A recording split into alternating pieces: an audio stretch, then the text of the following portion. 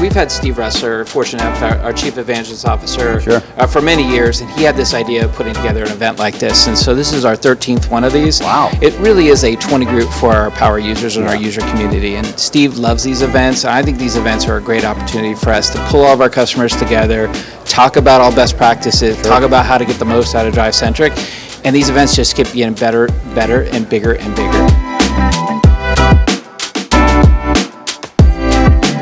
It's good to, give people the ability to go get free training, because we want to give back to the automotive community. And, this is our way of doing our own mini little, call it workshop networking show where dealers can collaborate together, truly collaborate, not just go to like a class and then go back home.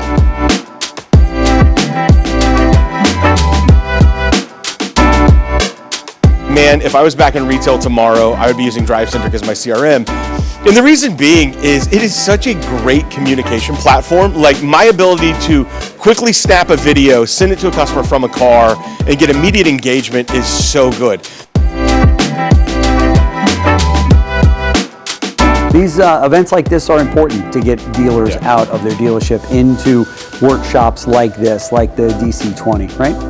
I think the most valuable. I think the bigger events provide less value and the smaller events provide more value. I was just in a room actually with one of our clients, Brittany, who is one of the executives at Cable Dahmer, and she's teaching a room of dealers how she solves problems in DriveCentric. Who do you think I want to listen to? I love the folks here, but I want to listen to her.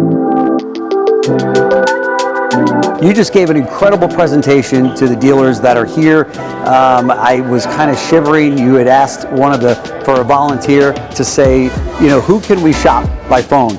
And you played it for the whole audience, and of course you had a volunteer raise his hand. Yeah, call my dealership. That individual I felt sorry for at the end of the call. But talk to us about that experience and what happened on that. Well, we do that a lot, and every time I try to get out of mystery shopping live on stage, I get talked back into it. Like, no, you have to do it. And people know when I bring that red speaker on stage, that's what's going to happen. And DriveCentric partnered with Rocket just this month. We just announced it to the market, and we think of DriveCentric as an engagement platform, and one of which helps dealerships sell more cars. And as we have our Drive University, and we have a chat feature to be able to get a human on the phone and help the dealership with support of how to use DriveCentric, the partnership with Rocket really comes in the form that they do a lot of work with the OEMs.